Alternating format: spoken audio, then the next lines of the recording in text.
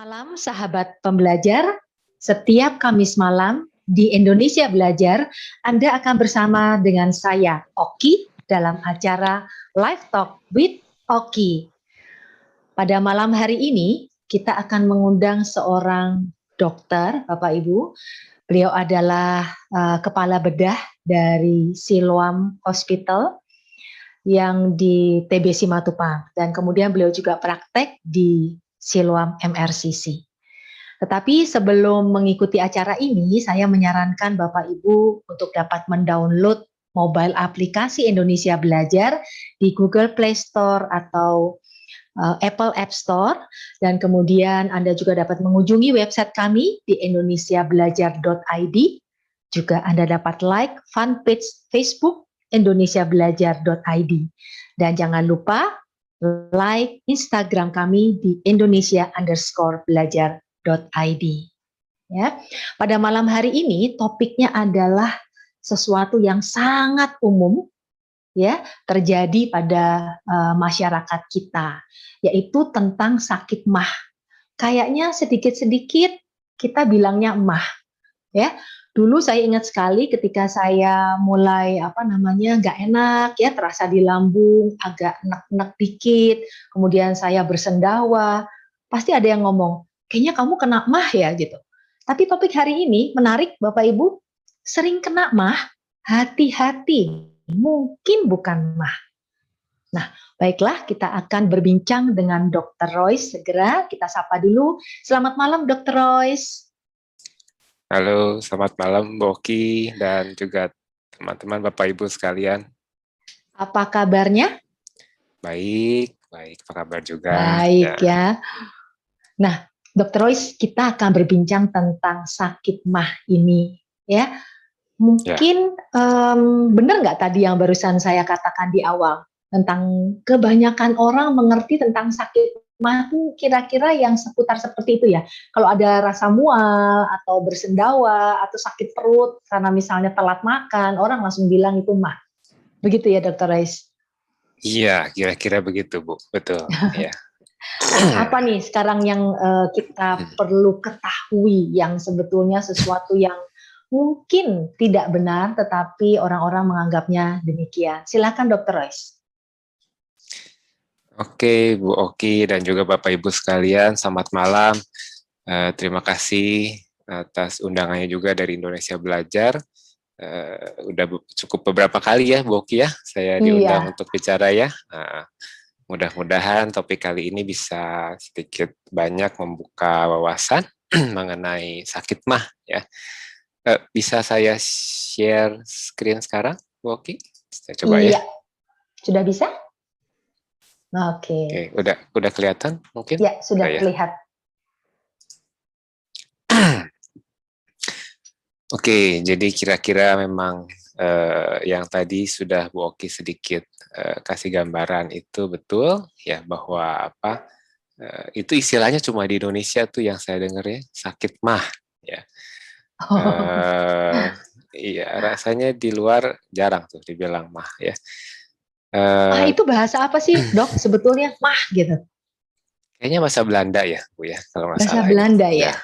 Mungkin lambung itu MAH kalau Belanda. Mungkin Bapak Ibu yang bisa bahasa Belanda bisa perbaiki saya kalau saya salah. Nah, jadi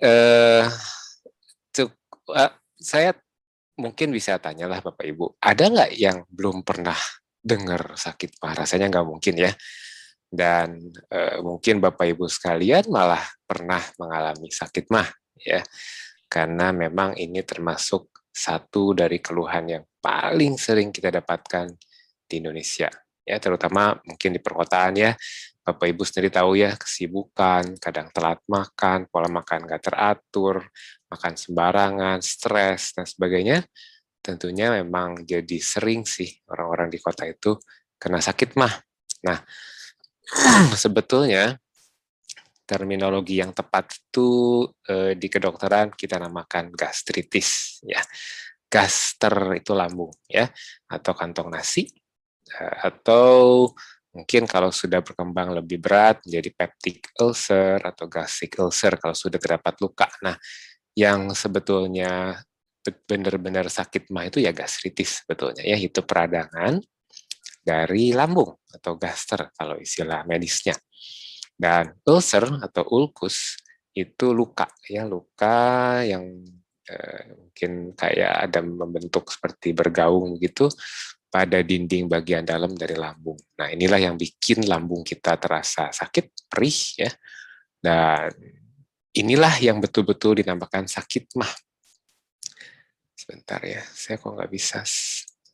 Nah, oke.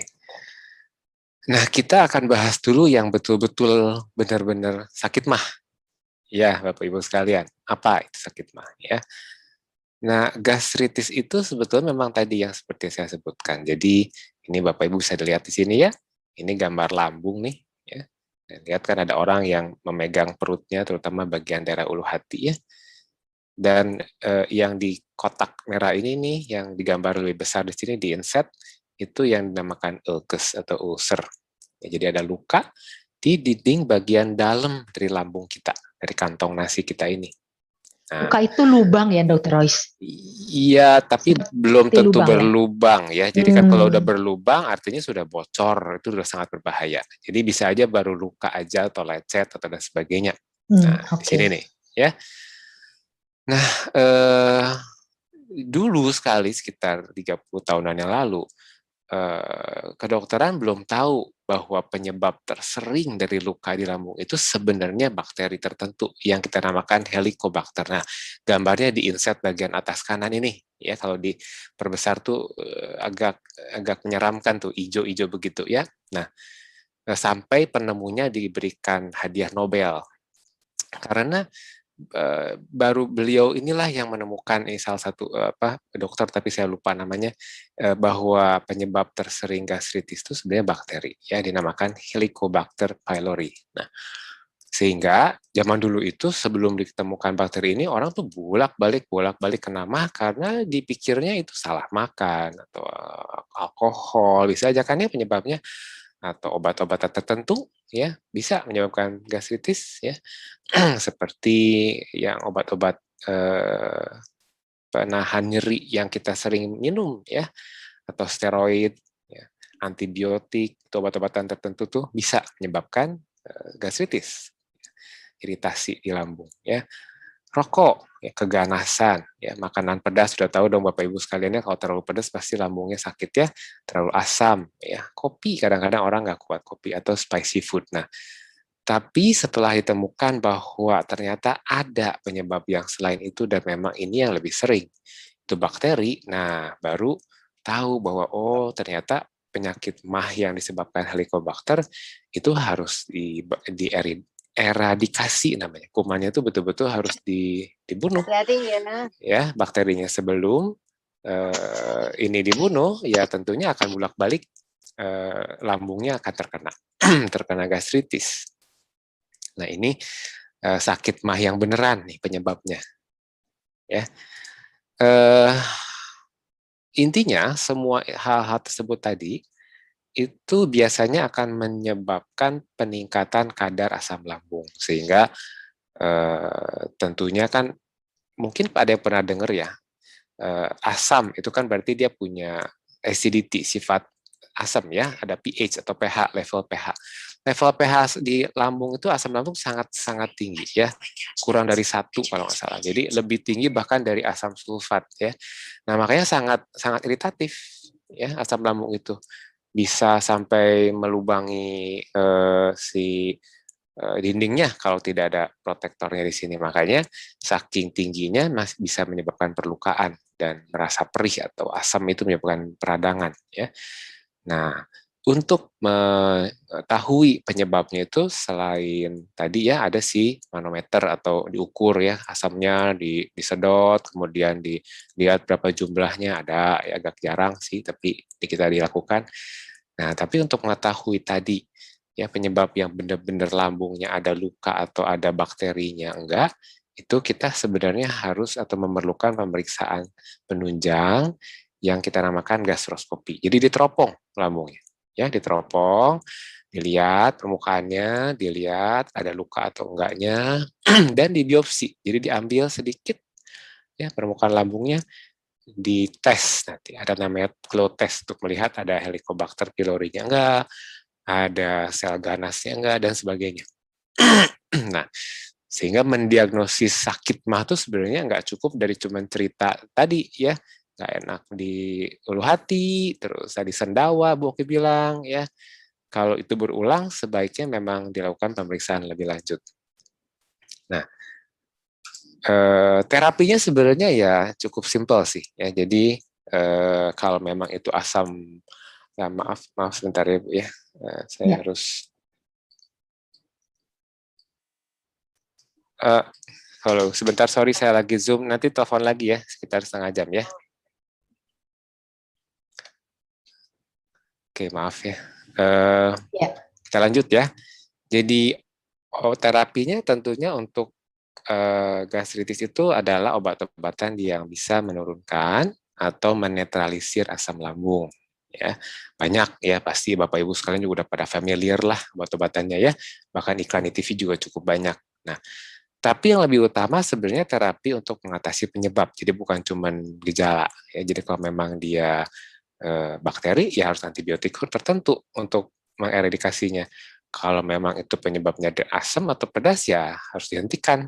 Karena kalau penyebabnya tidak diatasi ya bolak-balik kan akan kena mah lagi, kena mah lagi. Nah, jadi intinya kalau betul sudah terdiagnosis penyakit mah ya bisa diobatin dengan baik.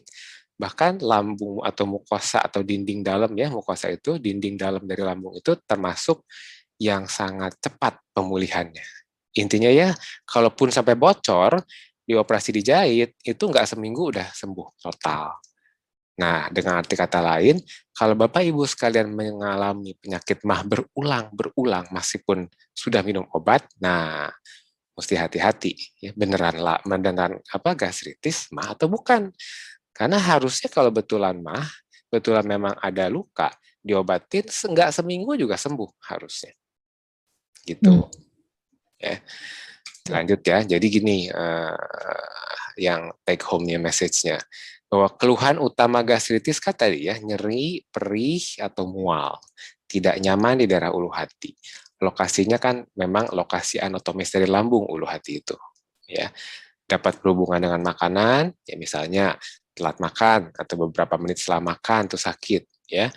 Atau setelah makan meminum sesuatu yang iritatif. Nah, ini mungkin saja Bapak Ibu memang terkena gastritis atau mah. Tetapi, nah nanti yang kita bahas nih, ternyata ada cukup banyak penyakit lain yang gejala atau keluhannya itu mirip. Nah, ini makanya Bapak Ibu sekalian harap waspada, hati-hati kalau sudah berulang kali mah lagi ke dokter, mah lagi gitu. Jangan bolak-balik ngabisin obat mah terus ya. Tapi Dokter Royce, Ya. kalau misalnya tadi sakitnya ya karena telat makan gitu kan, atau karena makan makanan tertentu. Nah, setiap kali kita telat makan begitu, setiap kali kita makan makanan tertentu, kita kayak begitu juga, ya. Nah, itu kan berulang ya, berulang. Ya, Itu kalau indikasinya memang mah. itu gara-gara telat makan ya jangan telat makan. Gitu loh maksudnya. Jadi Hmm. kalau udah nggak telat makannya, makanan tertentu yang tadi udah di stop terus hilang gejalanya, Hmm. oh memang itu kan penyebabnya memang betul gitu, Ya, gastritis. Ya. Tapi kalau oke. udah diobatin, udah berusaha untuk makannya juga Teratur. teratur, nah masih tetap Hmm. kena gejala mah hati-hati gitu loh maksudnya. Ya. Oke. Nah, saya akan coba share. Ini sebenarnya banyak sekali, tapi beberapa penyakit, cukup banyak sebenarnya saya udah kumpulin itu saya lihat 20-an ya penyakit yang menyerupai gejala penyakit mah. Nah, ini nomor satu. Ini penyakit yang istilahnya sih makannya dokter bedah nih ya, tiap hari nih ya, hampir tiap hari. Usus buntu, ya pasti pernah dengar ya. Jadi appendicitis atau radang usus buntu itu termasuk yang cukup sering datang ke dokter kalau gejala awalnya itu memang mirip sekali dengan penyakit mah. Ya. Jadi sebenarnya organ di dalam perut kita ya apapun itu ya lambung, usus buntu, usus ya liver itu tuh tidak mempunyai saraf sensor yang spesifik. Artinya misalnya lambung ya kalau lambung tuh beneran ditusuk sama dari luar nih, ditusuk sama pisau, sebenarnya otak tuh nggak bisa sense. Jadi nggak kerasa nyeri sebenarnya. Tapi yang akan kerasa itu sama otak kita itu sesuatu yang nggak enak di sekitar ulu hati. Nah, itulah makanya semua organ perut kita, ya mau tumor, mau apa, itu awal tuh pasien akan bilang, nggak enak nih daerah ulu hati saya. Namanya hati-hati, ya termasuk Hmm. usus buntu. Gejala yang paling awal dari radang di ini nih, ya Bapak Ibu bisa lihat ya, kalau ini usus buntu yang normal, ini daerah usus besar, ini usus halus, ini sebelah perut kanan bawah. Kalau radang begini, awalnya itu akan dirasakan nyerinya di ulu hati pasien itu. Nah, mual kadang, ya. Nah, ini bisa berlangsung sekitar 24 jam sampai 48 jam pertama. Artinya 1 sampai 2 hari akan gini terus nyerinya. Nah, pasti datang ke dokter itu biasanya dokter, apalagi dokter umum, akan mikir mah dulu. Karena mah itu memang penyakit masyarakat. Ya, dikasih obat mah pasti. Nggak ada yang mikir usus buntu dulu memang. Karena ditekan-tekan perutnya belum sakit biasanya awal-awal itu. Nah, jadi awal-awal pasti dikasih obat mah umumnya. Nah, tapi obat mah yang diberikan itu pastinya tidak akan efek gitu ya. Sakitnya sebentar hilang karena dikasih obat nyeri, tapi begitu obat nyerinya efeknya hilang pasti sakit lagi di daerah ulu hatinya. Nah, hati-hati kalau Bapak Ibu udah dikasih obat bolak-balik masih sakit ulu hatinya. Ada apa nih gitu. Apalagi kalau dalam 24 sampai 48 jam kemudian nyerinya kemudian bergeser ke sebelah kanan bawah, wah itu udah khas tuh, ya usus buntu. Nah makanya biasanya kalau udah datang ke dokter bedah tuh biasanya sudah di kanan bawah sakitnya, ya udah lebih khas. Hmm. Kita bisa periksa perutnya di USG atau yang sekarang lebih bagus CT scan. Nah yang kayak gini usus buntu ya harus dioperasi karena kalau enggak nanti pecah lebih berbahaya. Tuh. Kedua, radang pada kantong empedu. Ya, kita namakan cholecystitis. Ya. Nah, kantong empedu itu letaknya Bapak Ibu bisa lihat mungkin di gambar sebelah sini ya, meskipun kurang jelas. Ini di perut kanan atas di bawah liver itu ada organ yang seperti ini ya, seperti kantong kecil ya, isinya cairan empedu. Nah, kalau dia infeksi mengalami peradangan itu awalnya pasti nyerinya di ulu hati juga. Nah, tapi yang khasnya dia biasanya nyerinya sampai ke punggung atau menjalar ke bahu atas kanan. Nah, yang begini bisa kadang demam, bisa enggak, ya bisa mual, bisa enggak. Intinya awal-awal mirip sama mah juga yang seperti ini. Itu. Nah, itu perlu pemeriksaan lab, perlu SG, bahkan perlu MRI. Terapinya operasi juga. Karena kalau nggak dioperasi, ya Bapak Ibu bisa lihat gambar nih. Ya, kalau dibiarkan, radang ini bisa jadi nanah, nanahnya bisa pecah dan sebagainya. Wah, itu sangat berbahaya nih kalau cairan empedu yang sifatnya iritatif juga sampai mengiritasi usus-usus di sekitarnya. Kalau operasi radang kantung empedu termasuk operasi besar atau kecil nih dok? Relatif besar kecil itu sebenarnya dari resiko sih, ya itu masuk antara sedang ke besar ya. Hmm. Tapi ya semakin sulit kalau udah datang dalam keadaan begini, tentunya resiko semakin tinggi gitu, Bu Oki. Ya. Oke, iya, iya. Lanjut ya, ini dekat-dekat sama tadi. Kalau tadi radangnya, ya, tapi di sini dilihat kan saya sebutkan penyebabnya 90% itu batu. Nah, kita ngomongin batu juga ya. Memang tersering radang pada kantong empedu itu adalah batu empedu.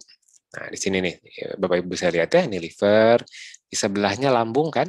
Nah, di sini kantong empedu. Nah, di sini di bawah sini. Makanya ada batu di sini atau ada radang di sini karena dekat juga dari daerah lambung, pasien biasanya ngeluhnya mah lagi. Dokter, saya punya mah lama, nggak sembuh-sembuh, udah minum obat mah. Begitu di USG, ada nongol batu kelihatan di kantong empedu. Hmm. Sangat sering saya dapatkan yang begini. Nah, batu tentunya batu, dia keras ya.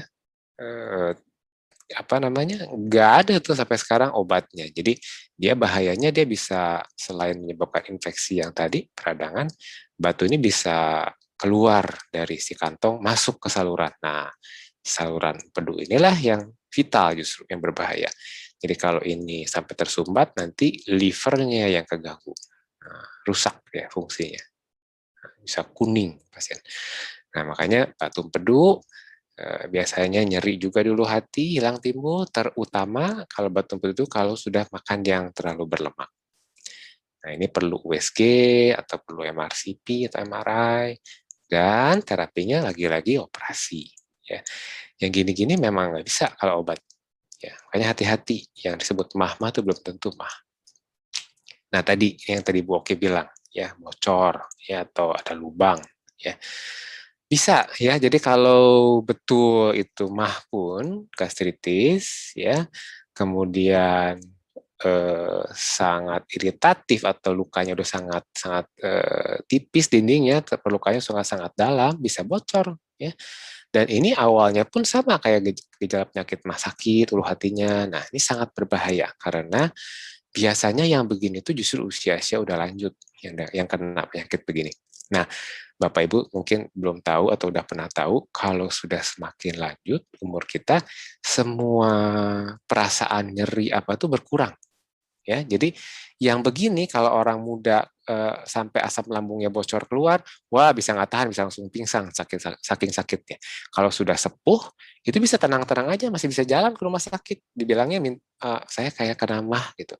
Pas diperiksa udah bocor tuh sangat berbahaya karena ya Bapak Ibu tahu tadi kan saya sudah sebutkan cairan atau asam lambung itu sangat iritatif ya, bisa menghancurkan semua usus-usus yang lain sampai berlubang semua nanti.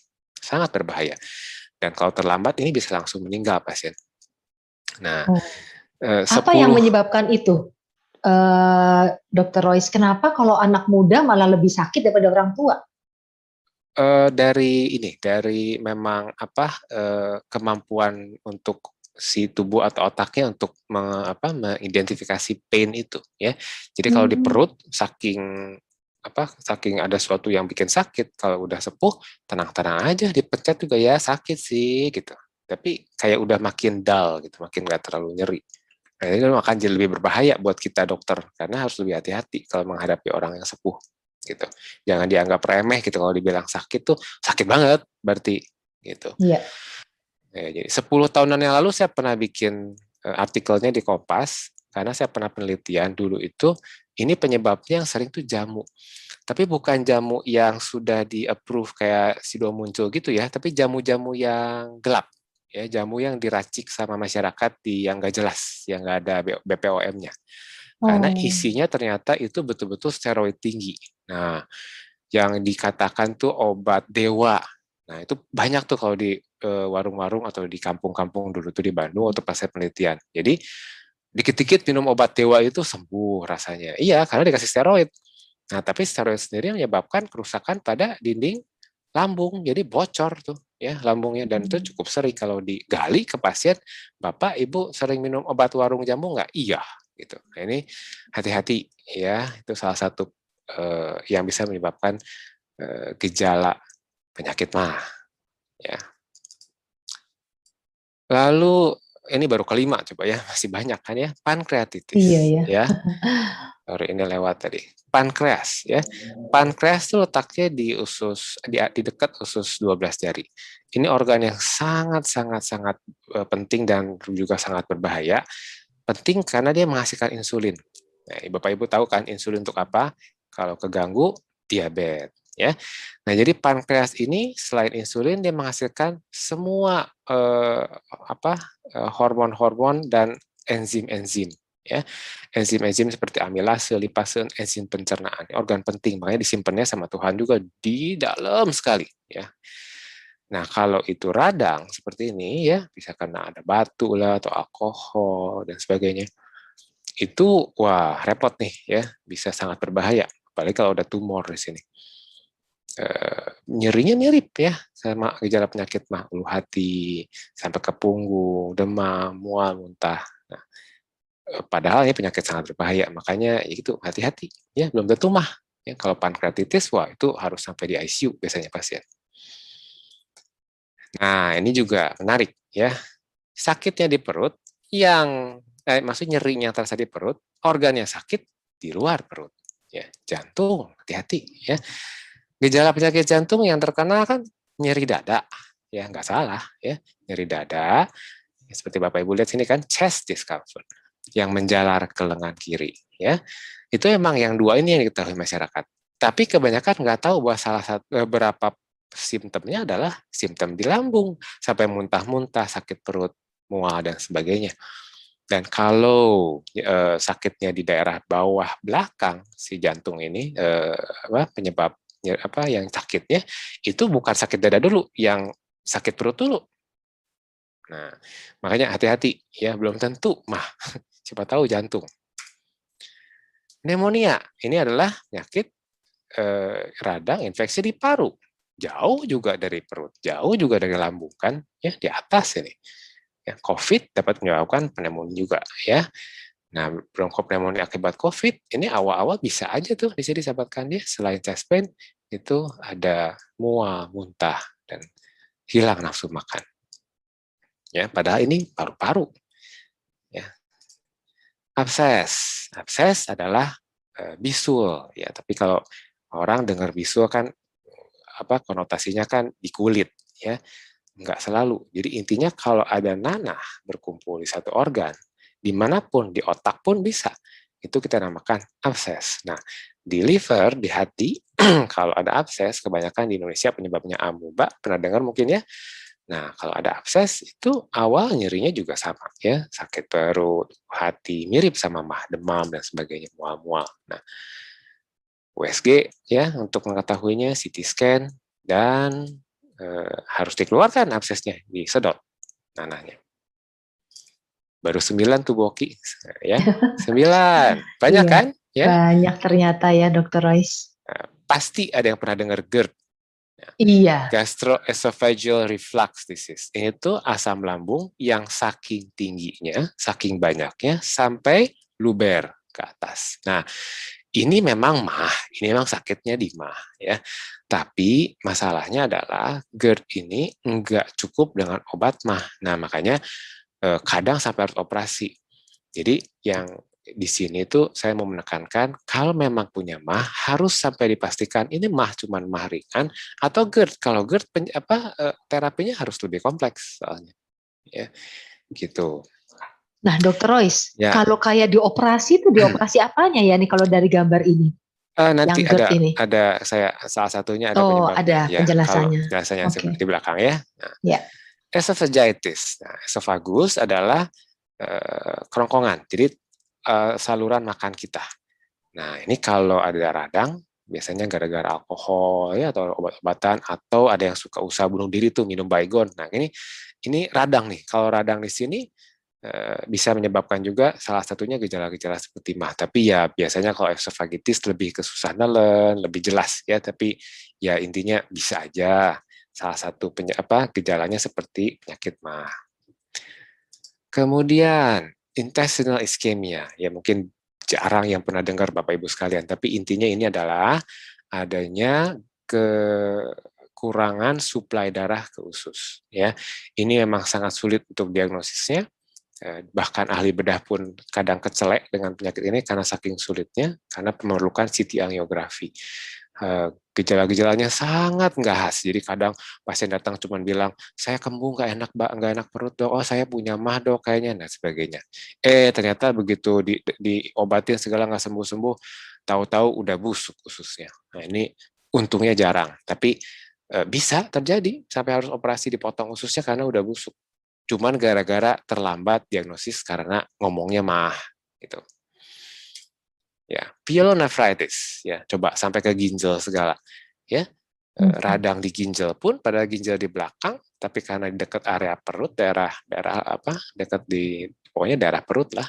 Ya, salah satu gejalanya bukan satu-satunya, salah satu gejalanya bisa aja bilang saya kayak ada nggak enak di ulu hati saya. Meskipun tentunya kalau udah di ginjal sih biasanya lebih cenderung juga pinggang saya sakit lah, pada sebagainya. Nah, intinya hati-hati aja ya Bu, Bapak Ibu. Nah ini tadi yang Bu Oki nanya. Salah satu, nggak satu-satunya, tapi salah satu penyebab dari GERD adanya kelemahan di sini. Ya, ini yang memerlukan operasi itu begini Bu. Ya, mungkin Bapak Ibu pernah dengar yang namanya hernia. Ya, hernia Iya. itu bukan cuma turun brok di daerah selangkangan. Hernia itu Pokoknya ada kelemahan dinding yang menyebabkan organ yang harusnya nggak lewat dinding itu sampai tembus melalui yang lemah itu namanya hernia. Nah, di daerah lambung, di sini Bapak Ibu lihat nih lambung, ini kerongkongan atau esophagus tadi, ini diafragma. Nah, kalau daerah sini lemah, karena mungkin sering, tadi salah satunya bisa aja GERD itu ya, sering itu sendawa-sendawa terus, dan ini iritasi lama-lama lemah di sini ototnya, sphincternya, sehingga kalau di sini lemah, tentunya lambungnya begitu keluar si lambungnya atas sini. Nah, kalau udah sampai sini lebih parah lagi ya, artinya asam lambung bener-bener udah deket banget ke mulut. Nah, yang gini ya nggak bisa obat, yang ini harus dibenerin hernianya, harus dioperasi, di repair. Gitu. Ini salah satu yang tadi kalau GERD sampai menyebabkan hernia, repair jadinya. Baru berapa tuh, Bu? Sekarang udah berapa nih? Udah 11 ya? 14 sekarang 14. ya. Banyak ya? Nah, volvulus juga mungkin jarang dengar, tapi intinya terpuntir kalau volvulus. Jadi kalau ada organ perut yang terpuntir, lihat gambarnya bisa sampai gini loh, khusus tuh kalau kepuntir, dan benar-benar bisa busuk juga kalau kepuntir begini. Ya, harus operasi jelas. Mau gimana? Mau pakai obat apa kalau udah terpuntir? Dibenerin kan? Ya, dibetulkan dan difiksasi, jangan sampai terpuntir. Nah, bisa usus besar, usus halus, lambung pun bisa terpuntir. Kenapa bisa sampai terpuntir ya, Dok? Ya, kelemahan atau misalnya kalau usus biasanya itu kalau yang usus besar tuh pada orang tua seringnya yang kayak gini tuh, itu kan makin tua tuh makin elastisitas makin nggak bagus ya, makin lembek gitu, makin nggak elastis kan ya, sehingga kalau ada makanan apalagi kalau di ususnya biasanya orangnya susah pup, jadi banyak pup yang nggak keluar ya makin gede kan. Nah, udah makin besar banyak pup yang nggak keluar, lama-lama pas gerak dia malah jadi muntir gitu, ngunci jadinya dia gitu. Apakah mungkin karena salah gerak, misalnya kalau aktivitas ya olahraga atau apalah yang mungkin kepalanya bagaimana, mungkin nggak itu terjadi sehingga khususnya terpuntir? Enggak sih kalau Enggak ya. olahraga karena ya saya nggak tahu juga kalau orang tua ya, karena kan biasanya kayak gini orang-orang tua sih, karena orang tua juga kan sebenarnya yang udah sepuh tuh agak jarang sampai harus jungkir balik ke orang muda ya. Iya, Nah tapi yang gini biasanya sih memang udah kelemahan dinding, kelemahan kemudian ya. udah apa ada faktor dari makanan yang nggak bagus, pola makan dan sebagainya, itu bisa sampai terpuntir begini. Ini gejalanya awalnya bisa mirip mah, bener-bener ya mirip sekali sampai kembung, kembung banget ini. Nah makanya harus hati-hati. Ileus, ya, mungkin ada pernah dengar, mungkin enggak. Ileus artinya tersumbat. Jadi saluran cerna, usus apapun itu kan kayak selang lah ya gitu ya. Ada saluran namanya juga. Nah kalau dia tersumbat, apapun itu penyebabnya, nah sampai di gambarnya lucu nih gambarnya nih. Ini terjerat ya, jadi namanya adhesion. Biasanya kalau udah habis operasi sebelumnya, kemudian kan habis operasi berarti habis ada manipulasi ya di usus, bisa menyebabkan perlengketan. Nah kalau lengket usus terjerat, nah ileus. Kemudian ada tumor dari dalam atau mau di luar, tekan ususnya, hernia tadi, si usus tuh keluar lewat lubang kejepit ya, intussusepsi, artinya usus masuk lagi ke dalam usus. Nah, volvulus yang tadi terpuntir, ya, atau ada radang, peradangan inflammatory. Ini semua bisa menyebabkan ileus. Nah, ileus itu salah satu gejalanya juga nggak enak di perut lagi, ya, kembung, mual, muntah dan sebagainya, mirip sama mah. Padahal dia keganggu salurannya. Limfoma itu tumor, ya, tumor tapi ganjar getah bening di lambung. Nah ini benar-benar lambung sih memang, tapi bukan mah, bukan gastritis, ini tumor.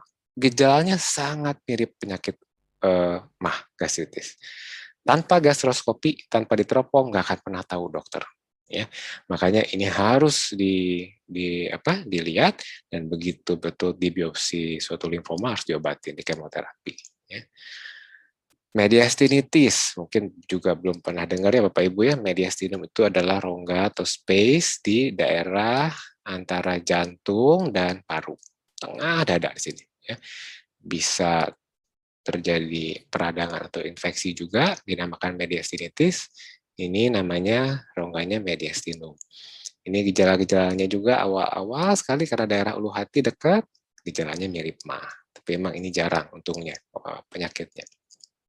IBS ini cukup sering nih ya, dan cukup sering tidak terdiagnosis di Indonesia.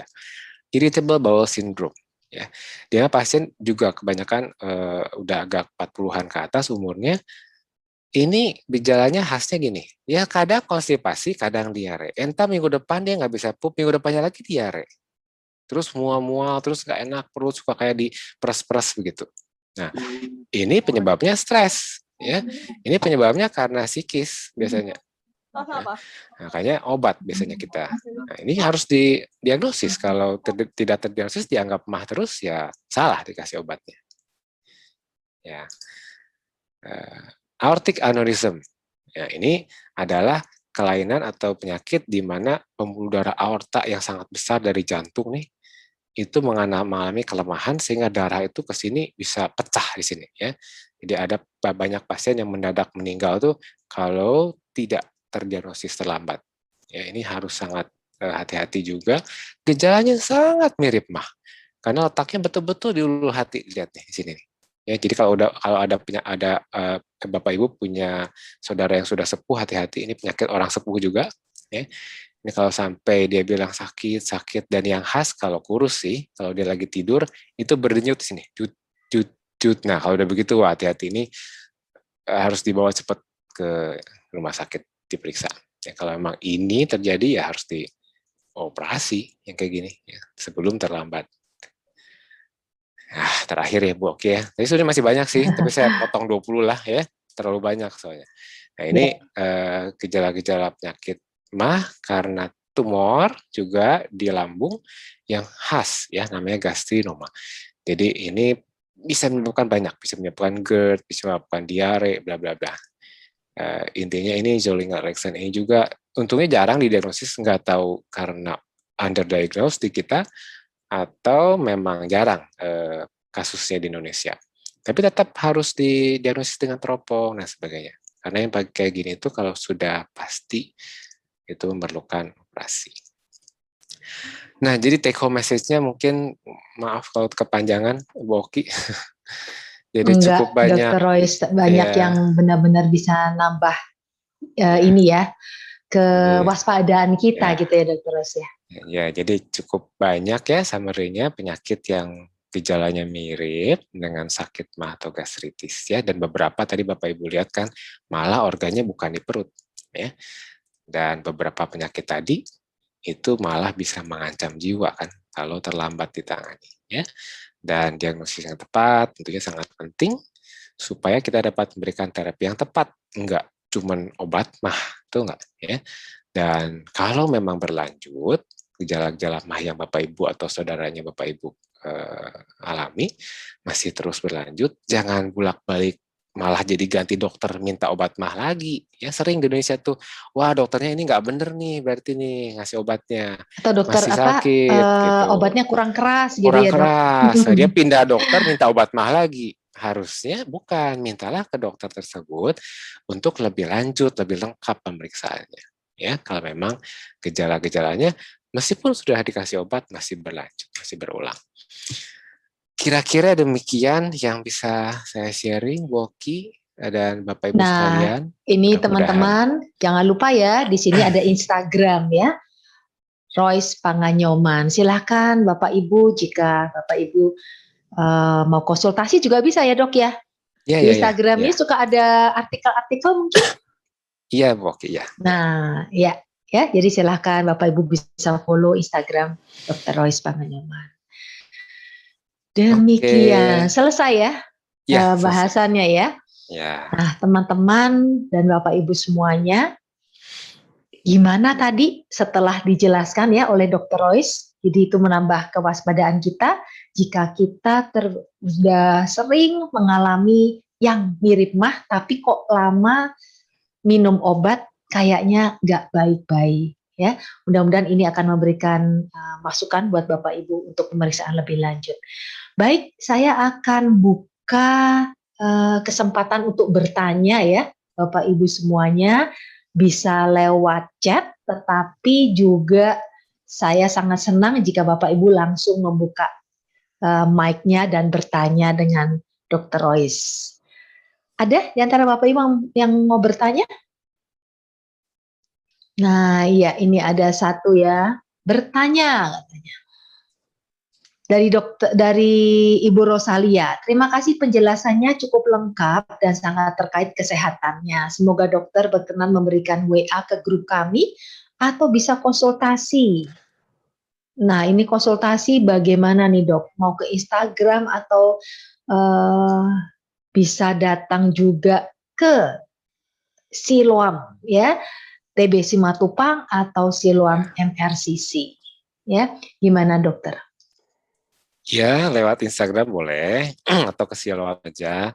WA tuh kadang saya agak jarang buka ya, jadi bukanya kalau lagi sempet. Jadi apalagi kalau di bagian saya, bagian bedah itu agak sulit kalau cuma dari WhatsApp ya. Harus Iya, harus diperiksa pasien itu. diperiksa lebih lanjut Iya, ya. iya. Tapi kalau misalnya Bapak Ibu mau tetap bertanya juga nanti di Silakan. Instagram Instagram Dokter boleh. Royce bisa Ya, ya ya untuk silakan. menjawabnya. Kemudian siap Dokter Oki, Dokter Royce ya saya maklum. Kemudian berikutnya, kalau mah tiap jadwal menstruasi itu mah atau bukan ya dok? Dari temannya dokter, Ibu Astrida. Halo Iya, malam Bu Asrida. Eh, Mas sama mens saya sih yang saya tahu nggak terlalu berhubungan ya Bu ya. Jadi eh, a- adik saya mungkin lebih tahu Dokter Julius karena dia dokter kandungan. Tapi mungkin saja kalau memang hormonal itu menyebabkan, kan ada ya hormonal syndrome yang bisa menyebabkan gejala-gejala seperti gastritis atau MAH. Nah, tapi kalau tiap mens kemudian seperti gejala-gejala MAH itu pasti bukan MAH biasanya. Karena MAH yang murni itu enggak berhubungan dengan siklus menstruasi, Bu Asrida. Ya.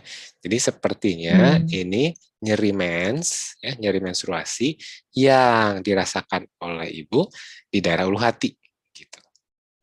Ya, tapi harus dipastikan sih tentunya diperiksa apa betul dari menstruasinya atau memang kebetulan memang ada mah juga gitu loh Bu. Ya, jadi harus diperiksa dulu sama rumah sakit sama dokter. Apakah Bu Astrida puas jawabannya atau masih mau bertanya? Silakan buka mic. Ya, makasih Dokter Royce, Boki. Kayaknya Iya. berarti mungkin saya mesti nanya lagi nih ya ke dokternya, karena dikasihnya obat mah terus udah lebih dari 10 tahun sih kayaknya. Nah, Wow, itu ini. pasti bukan kalau udah gitu ya. Mah yang murni saya udah bilang 1-2 minggu diobatin yang betul. Iya. Kalau memang itu gastritis asal betul ya. Karena ada penyakit gastritis yang penyebabnya bakteri. Nah, apakah Ibu Asida sudah diteropong, apakah sudah dibiopsi, apakah sudah yakin negatif, itu kan harus dipastikan ya. Iya. Kalau memang negatif sudah dibiopsi, memang asam lambungnya tinggi, memang ada luka setelah diteropong, oh itu mah murni dan ibu dikasih obat mah, kalau sudah minum obat mah 2 minggu itu harusnya sembuh, pasti sembuh. Nah, udah bertahun-tahun, apalagi 10 tahun, pasti bukan mah, pasti harus cari Wah, itu jawab yang lain. ganti dokter dong ini berarti. Silahkan, iya mengunjungi Dokter Royce ya. Makasih dokter. Ya, sama-sama Bu. Iya. Nah, masih ada pertanyaan berikutnya ya, Dokter Royce. Di sini dikatakan kalau sudah didiagnosis GERD, Dokter Royce bisa kolonoskopi kah? Biasanya diagnosis GERD harus kolonoskopi dulu, ya. Jadi Hmm, mungkin katanya adik dokter. saya muntah beberapa kali ini, muntah darah beberapa kali, Dokter Royce. Ya, sebaiknya kolonoskopi dulu. Jadi GERD itu sulit kalau cuman dari klinis arti ditanya gitu. Ya, kecurigaan ke GERD bisa. Tapi kolonoskopi itu wajib ya karena bukan kolonoskopi, sorry, gastroskopi ya sebaiknya lebih tepat. Kolonoskopi itu kolon, jadi usus besar dari bawah dari anus. Kalau yang lambung dari atas dari mulut, namanya gastroskopi. Jadi harus gastroskopi dulu, pastikan ya ini betul atau tidak suatu GERD. Nah, hati-hati apalagi kalau udah sampai darah keluarnya, wah itu harus harus lebih serius gitu Bu. Serius diperiksa ya. Ya. Oke. Ya mungkin adiknya bisa mengunjungi Dokter Royce, Ibu Lisa.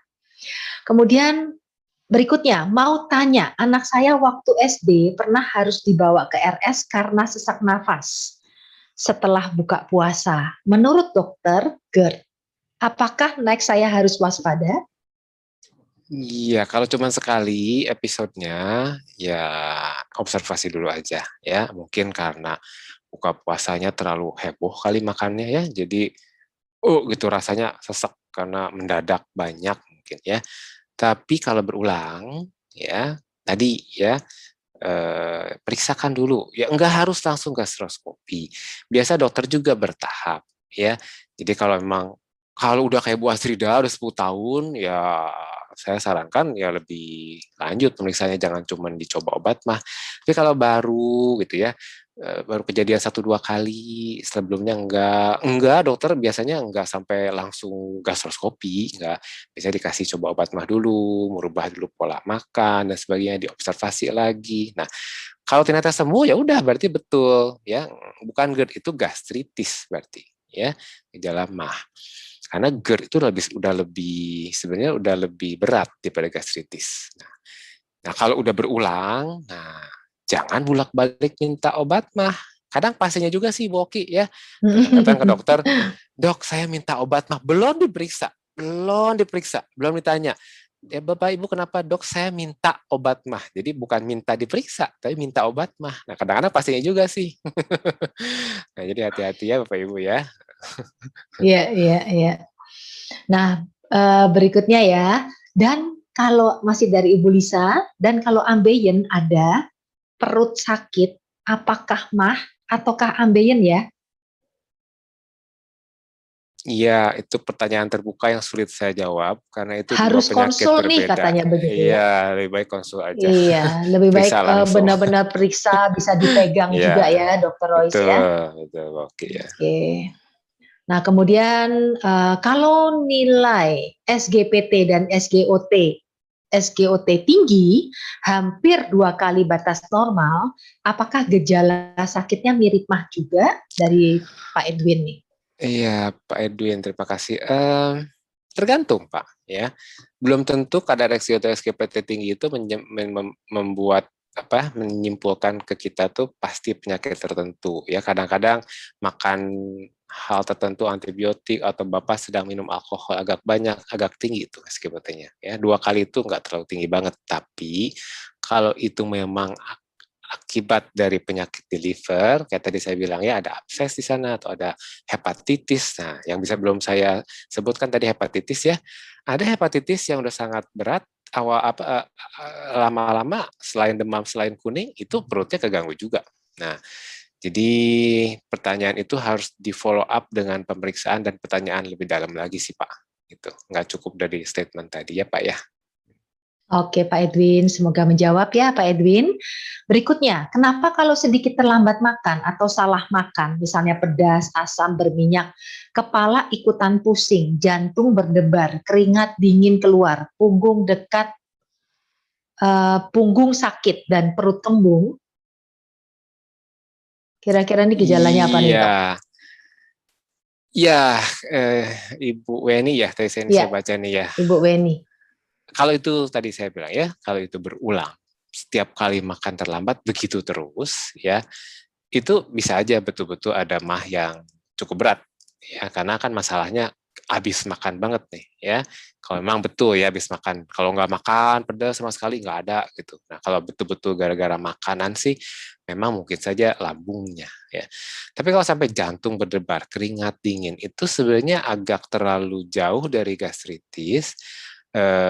Mungkin harus diperiksa juga jantungnya, tapi kan jangan jadi stres tiba-tiba, wah saya ada jantung, belum tentu.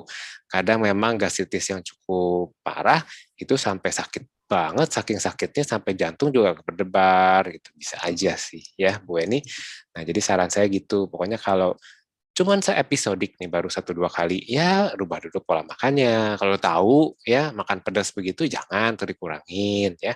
Kalau udah dikurangin dan nggak makan masih begitu, nah periksa ya ada apa gitu loh Bu ya. Iya. Oke, semoga menjawab ya Bu Weni. Dan kemudian ada tanya lagi, izin dok, sudah dilakukan laringoskopi, tidak ditemukan apa-apa atau normal, namun masih sering terjadi gejala mirip MAH. Kira-kira penyebabnya apa ya dok?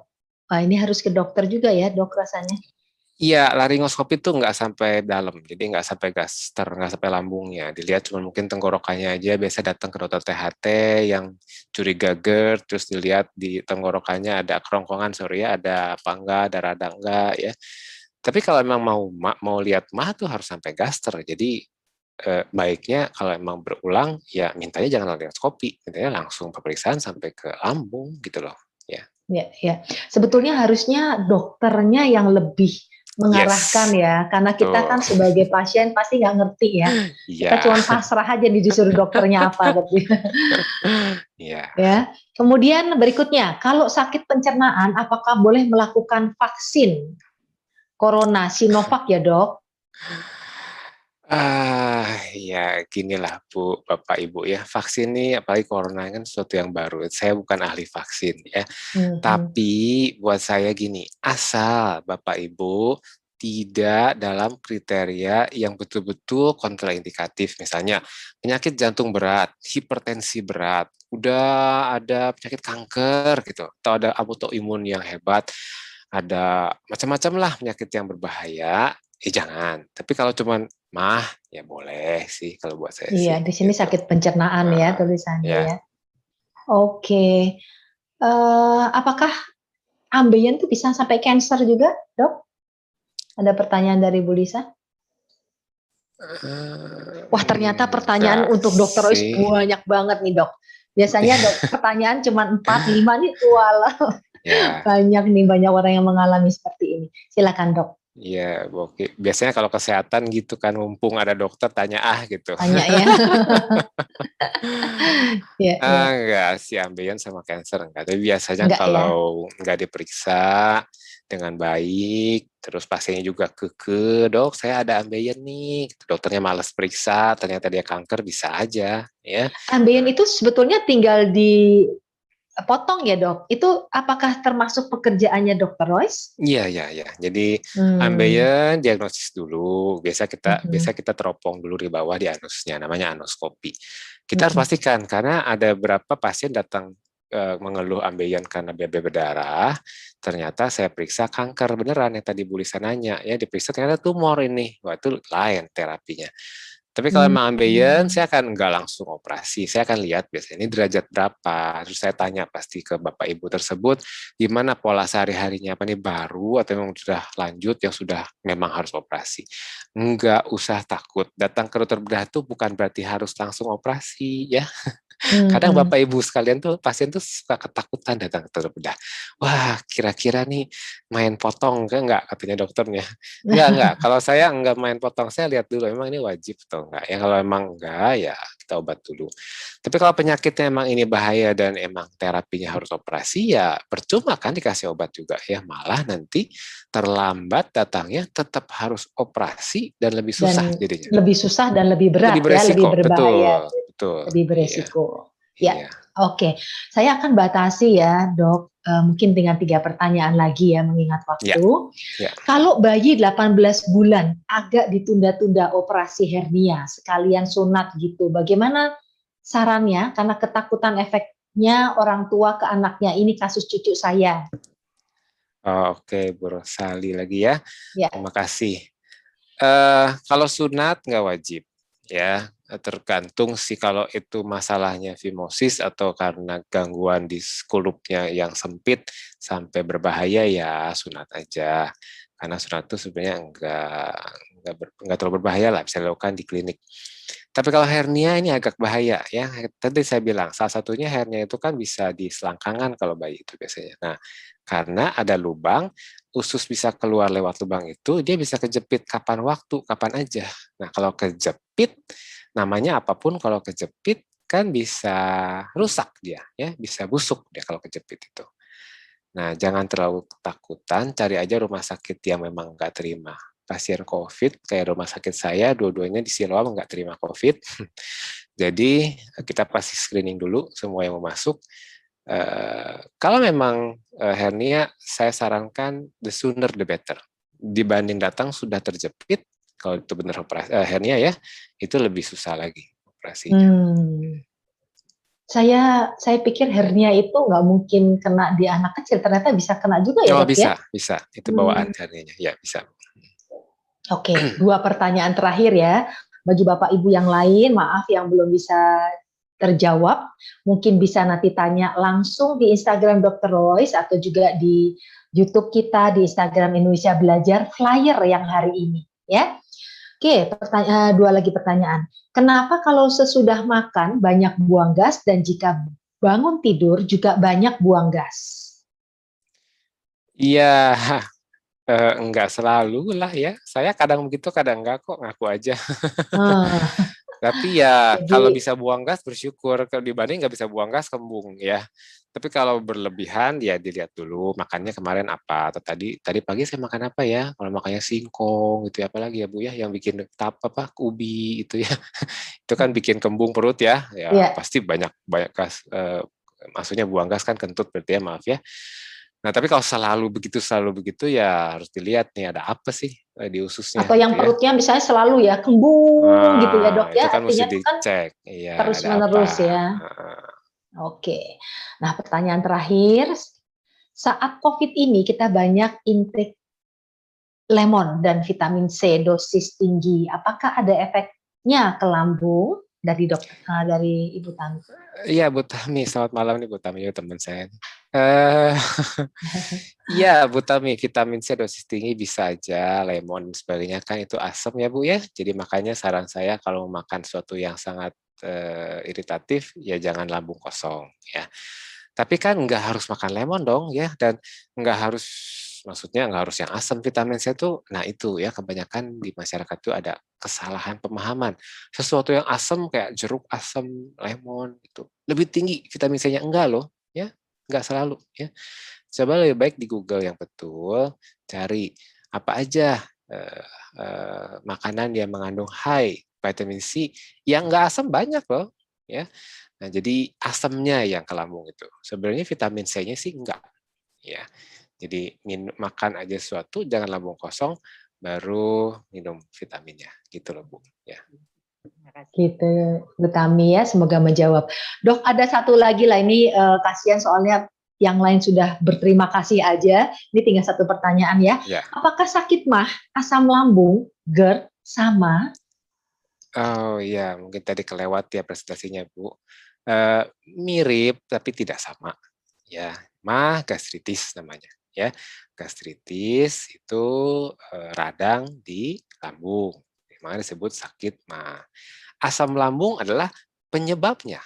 Ya, jadi asam yang berlebihan di dalam lambung menyebabkan sakit mah atau gastritis. Nah, kalau GERD itu namanya juga gastroesophageal reflux disease, singkatan itu. Gastro adalah gaster atau lambung.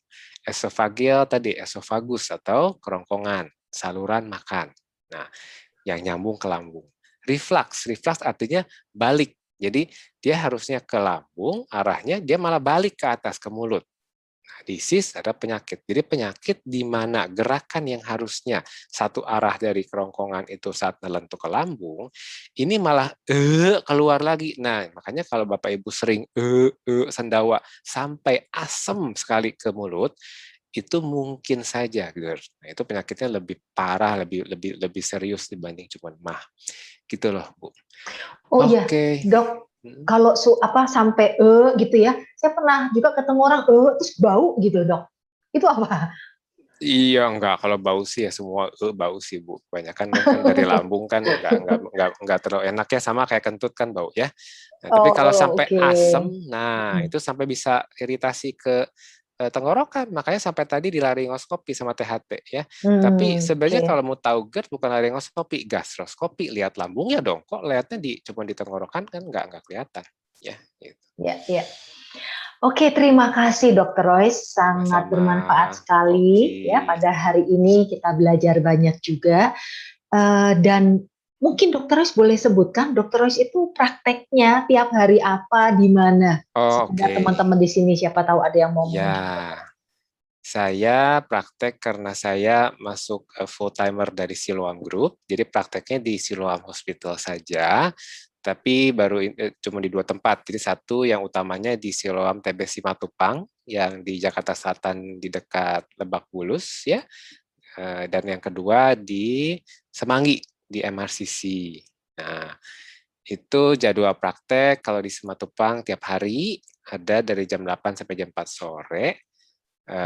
Kalau di Semanggi itu hanya hari Rabu pagi dan Sabtu siang saya. Ya, tapi sebenarnya jadwal praktek di Semanggi itu tentatif, maksudnya di hari lain bisa saja asal janjian dulu dengan saya. Gitu, Bu Oki? Oke, terima kasih ya. Jadi teman-teman, siapa tahu ada yang mau berkonsultasi dengan Dr. Royce, teman-teman nanti bisa mengunjungi Dr. Royce di Siloam TB Simatupang atau Siloam MRCC. Dan kita akan foto bersama nih sebelum kita sudahi acara kita pada malam hari ini ya. Di sini ada Pak Rafael, ada Ibu Leilani, mungkin yang ada Ibu Rosalia yang ada di depan kameranya, silahkan dibuka, kita akan foto bersama ya.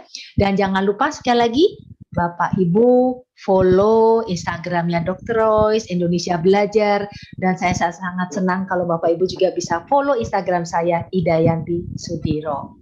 Oke, semuanya sudah siap. Di sini juga ada kakak saya nih, Ibu Yulianti nih Dr. Royce yang ikut pada malam hari ini. Ya, malam Bu Yulianti. Bu Endah, bisa disiapkan fotonya Bu Endah? Oke Bu. Bapak Oke. Ibu silakan dibuka kameranya. Kita akan foto 2 kali ya. Satu, ini foto yang pertama. Sebentar. 1, 2, 3. Foto yang kedua, ada yang belum buka kamera? Sebentar. 1, 2, 3. Oke, terima kasih. Oke, sekali lagi terima kasih Bapak Ibu semua pada malam hari ini. Sampai ketemu Kamis depan di jam yang sama 19.30 di acara Live Talk with Oki. Selamat malam semuanya. Terima kasih Dr. Royce dan semuanya. Si Bu Oki dan semuanya, selamat malam.